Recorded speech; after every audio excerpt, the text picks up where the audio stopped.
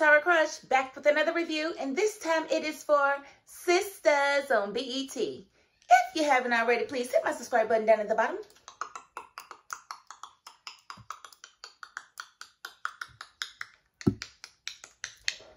Thank you very much, and hey, this was an okay episode to listen.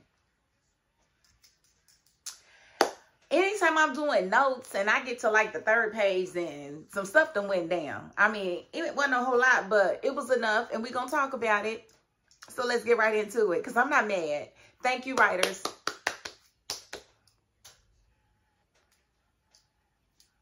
I think it was pretty good. So hopefully y'all agree.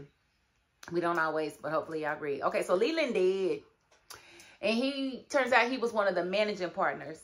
And so Fatima and Andi are sitting there having a conversation. And, you know, Fatima's trying to give it a bright side of things, you know, because it's not like, you know, he was the biggest Andi Barnes fan. He was probably on the, you know, let's fire Andi Barnes train really quick. So being he's a managing partner, that means that his name is in the title. So Andy's like, yeah, I think, you know, I want to go up for a managing partner because I can run this firm. And, you know, I'm the best thing ever happened to this firm. You know, she be bigging herself up all the time, even though we ain't never really seen her in court or nothing. She claims she do a lot. So let's just see. So she definitely vying for that. We then see Hayden on the phone with Gary. And Hayden makes an offer to Gary because he knows that Leland and died on him. And, you know, him being the managing partner, he understands that, you know, the position of managing partner is up and he wants that position. And so he made a deal with Gary. He says, Gary, Leland was the one leading the charge to throw you under the bus to the feds. So now that he's gone, I can pretty much throw my influence out there to get us to not throw you under the bus if you will use your influence to ensure that I am named partner, you know, of the firm to replace Leland. And, you know, Gary took him up because, you know, and, you know, Hayden was like, I want to take Andrea Barnes down. Let's ruin her. Why you want to ruin her? Like, bro, you need some medicine because your personality from episode to episode is crazy. So it makes me think that, here's how I rationalize it. They have different writers, and I think they take turns writing for each character. But what they should be doing is one person write for the same character. Like, y'all shouldn't be changing up who's writing for what characters because the character consistency is lacking in a lot of these characters. Like, let's just be consistent. Say what Hayden would say. Don't say what some random dude would say because it doesn't sound like Hayden. So that's you know, that was his offer, and Gary took him up on it because Gary needs help. Of course, Gary almost didn't take the call because, you know, Hayden wasn't trying to talk to him at first.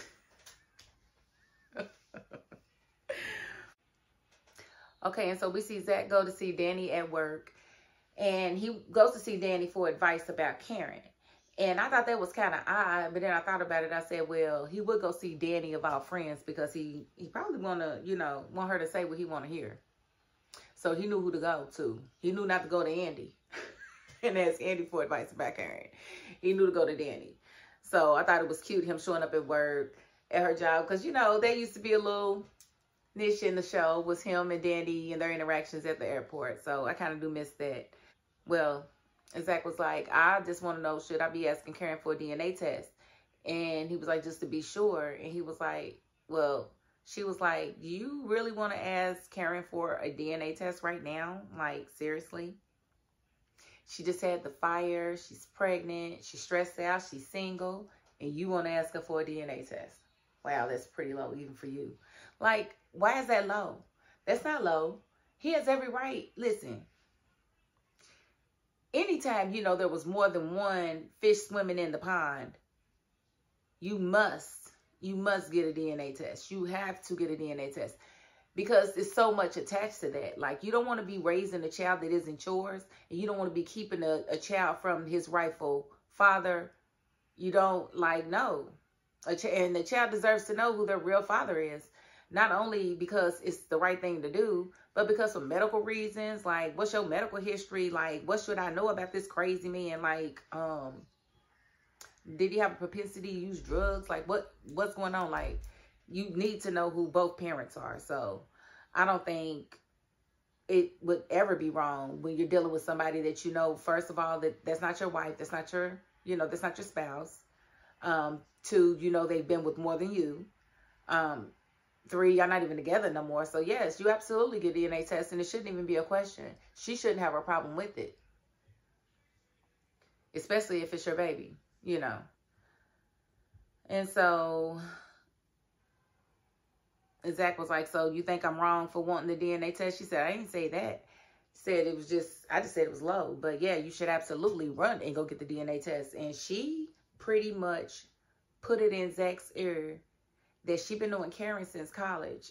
And she really liked the BBD. And she said, and I'm not talking about the singing group either.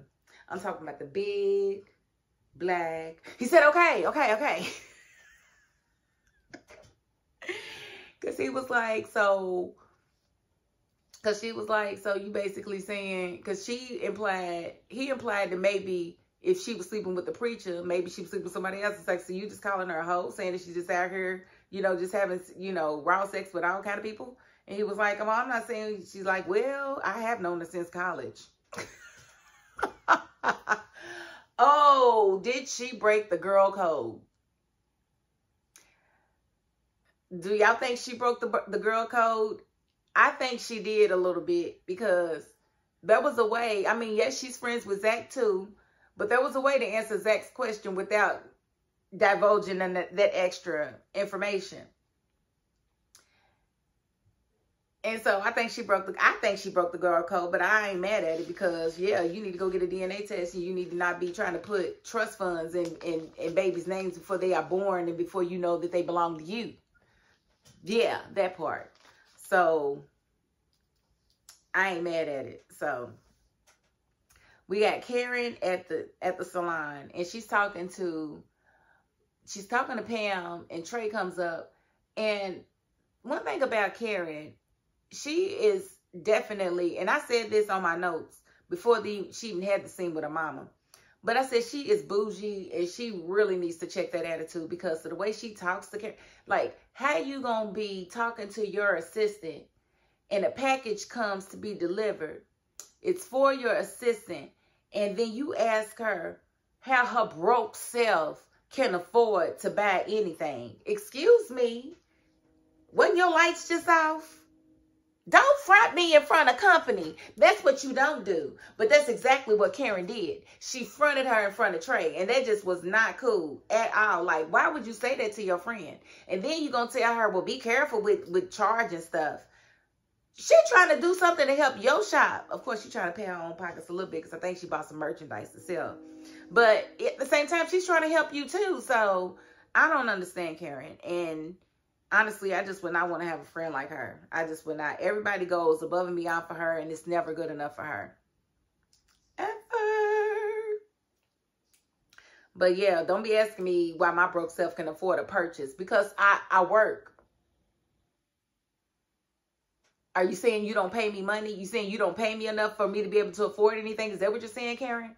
Did you figure you're the one that signs my paying checks? Maybe if you feel like if I need more money, maybe you need to be giving it to me. But no, you sitting here broke as a joke. Your doggone self won't talk about me. Shut up. And then you got Paige is sitting there with Sabrina about to get slapped. I don't know what Paige's issue is, why she wants to be such a Karen, but we find out that basically I guess the regional manager comes into the branch, and she offers Sabrina and Paige a promotion that will make them branch manager at a different location. And, they're going to be competing for it. So I think the way Paige is, she feels like she should automatically get the position. And I like that Sabrina stood her ground and was like, no, I want to go for the position too. And Paige was just like, no, don't nobody sit down and let you down. I'm going to apply for the position. You're going to apply for the position. If they want to give it to you, they give it to you. But I'm going to apply, and I'm not wrong for applying. Don't tell me what I'm ready for. So that was kind of cute or whatever. And then we go back to the office. We see Andi in the office, and Jordan comes, and he's trying to kiss her and stuff. And she's like, well, with all the rumor mill going around about me and my connection with Gary, I would rather you not do that right now. And he kisses her on both sides anyway. Boy, sit your butt down. We don't believe you. We don't believe you are head over heels in love with this girl. Like, your acting is crap. Like, I just didn't like that scene at all. And then you sit down and you immediately start asking about Leland. So you did know that she witnessed the death before you came here trying to make out with her in the open office. Is that what you're saying? Like, you knew and understood that she had went through a traumatic experience, and you felt like it was still okay and appropriate for you to come here all lollygagging and shut up. Just, I don't like him. I don't like him. I don't like him at all. And I don't know how he's ever going to grow on me because he's just goofy. And then he's like, you can tell that he's not a very experienced actor. And it's very hard in a series like this to have somebody like that, because he throws off every scene for me. Like when he was talking to Maurice, Maurice was asking him questions about what he did prior to, running for office. And he's just sitting there, I was a coach. Yes, I was a coach. Nobody sits like that, bro. Relax. Do your shoulders like this. Be a human being. Don't be a robot. Nobody likes a robot. Like, bro. Hey, who am I? Just somebody sitting at home making a video talking about something that you're doing in real life. But I had to get that out. You get on my nerves, bro. And so he did tell her that, she needed to go ahead and leave and go to lunch or whatever. First, I thought she thought he was talking about leaving her job, period. And she's like, I can't leave. I got bills to pay. He was like, no, you need food. And so they went to lunch. Cute. And so we did see Gary talking to Hayden. And so we saw Penelope come in and catch him at the tail end of his conversation where he was like, yeah, we're going to get that bitch. Now, we know he was talking about Andi, but, she just kind of walked up and was like, well, I'm intruding, blah, blah, blah. How are you intruding? Because I got very confused. Did y'all get confused? I got very confused because the last time we saw her, she was in that same dress in his office, right?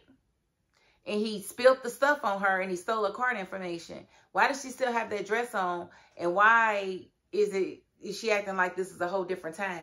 But she gave him room to go ahead and finish doing what he was doing. So she could she went into his side. Well, she told him to go ahead and finish his call or whatever, and she would wait for him. But she started searching the desk to find information on him that she could use to keep him away from her baby, because she just knows there's something not right with this man. And she found something in the drawer, which was a passport. And I knew then, I said, oh, I bet it don't say Gary on it. And she's like, so...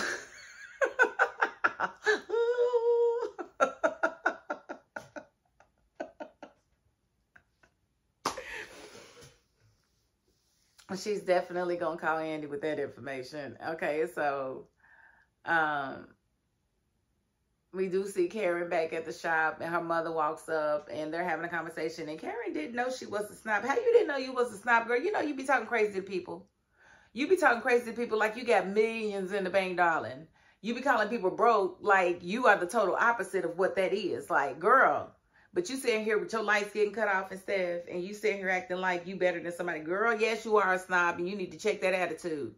The way you're going to sit there and assume that that man didn't have no education because he was a delivery driver. How you know that ain't his company? That could be his company, and he's doing the deliveries to keep all the money in-house. You don't know. Like, stop judging books by its cover. And that's not just her, it's everybody. Stop doing that. You never know who is who. And you definitely can't tell by the position. Haven't y'all ever seen Undercover Boss? You could be at Wendy's and you be cussing somebody out, and you don't know that could be the owner of the corporation. He's just there because he's doing Undercover Boss. You don't even know. So, y'all don't even know. So, let's stop judging books by their cover, okay? And so that was bothering her that she did him that way, and she was very surprised to find that she is an absolute snob. And let's see. Hayden and Fatima. Hayden was in his office. He had just got finished talking to Gary. Here come Fatima. She was like, yeah, what you up to? And he was like, oh, nothing. And she basically let it be known, you ain't slick. I already know what you up to. You know that Leland was a managing partner, and I know you're going to be trying to go for that position. But if I find out you did anything shady, I'm coming for you. He said, is that a threat? She said, hey, my family don't make threats. We make funeral arrangements. I was like, oh.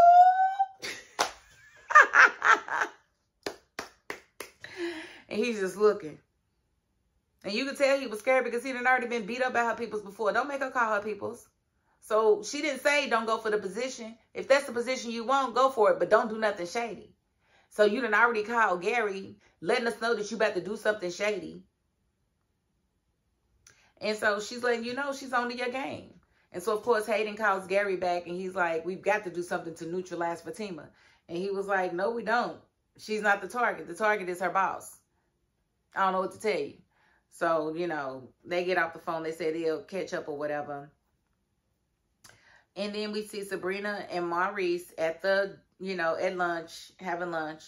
And it was funny when she was, you know, because she introduced him to Rich or whatever. And she was asking him what he thought. And he was like, he didn't really have many thoughts. He don't know much. But he asked her about his red flags. And she said he ain't really got no red flags. And he was like, oh, Lord. He ain't asked you to pee on him, did he? He from Chicago? The way I holler? Listen, he don't sing R&B music, does he? What is wrong with Maurice? But, you know, I thought that was a cute little exchange. She did go on to discuss, you know, the deal breaker, which was the fact that Rich doesn't want children and she does.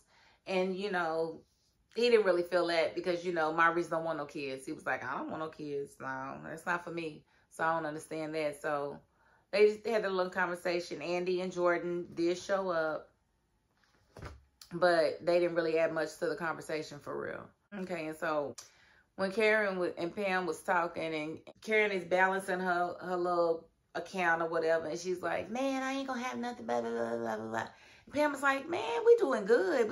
She's like, that's one day. I got a whole business we're gonna get off the ground and blah, blah, blah, blah, blah. I'm like, man, they are shoving this Karen, this poor storyline. And what was shocking to me was the look on Karen's face when Pam mentioned child support. It was like Karen was like, yeah, if I get it. It's like she knows. That girl knows something. She knows something. And so I thought that was funny. We see Andi and Jordan talking. And as they're talking, Penelope calls Andi with the information about Gary. Now, we saw her pick up his passport, and it was a different name in there. And she's like, he's leading a double life. This is an alias. What should I do? Should I take it? She's like, nah, I'll take a picture of it and send it to me. And so she does that. She puts it back. And she basically, you know, says, I got to get off the phone because Gary's coming. And I thought that was interesting. So Gary is not really Gary. Or is Gary and he's got an alias? Like, what's really going on? Like, who's who? Like, because it's really not going to be a story if his name is really Gary. I mean, he's a scammer. So, yeah, he should have an alias somewhere. In a separate identity somewhere if he's a good scammer and a good fraudulent individual. So, yeah, we'll see what happens with Gary being two people. And then we see Dani talking to herself before Tony walks up and calls her on it. And they have a conversation, and she's questioning her friendship with Karen.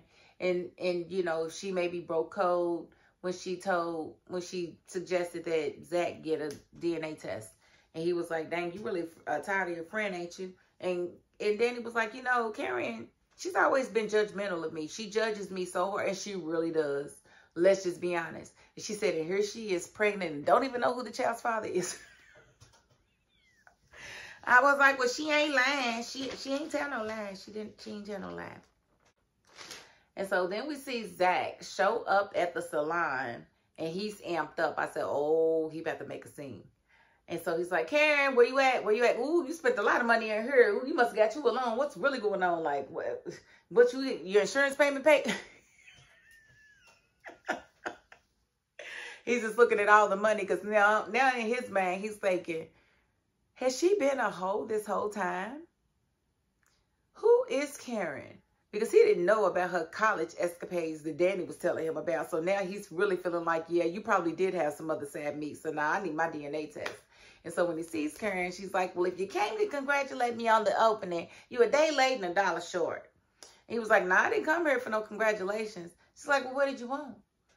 And he was like, I come to tell you that I want a DNA test. And the look on Pam was like, and Karen is like, it's like she knows. It's like she knows. She knows, she knows, she knows. But I ain't gonna hold you. I ain't happy about it coming out like this. I didn't want him to have to ask her like this. I really kind of wanted her to find out from the doctor and just be an honest woman and go and tell this man. But now he's asking and demanding this DNA test. And I ain't mad at it. I ain't mad at it. So that was a cliffhanger, and it was a pretty good one. I said this was a pretty good jam-packed episode. We are not mad at it. I am not mad at it. Are you mad at it? I am not mad at it. Look at this face. Does this face look mad at it? I am not mad at it. But I am going to end the review right there. And, you know, we'll just have to see where these storylines go. If you haven't already, please hit my subscribe button down at the bottom.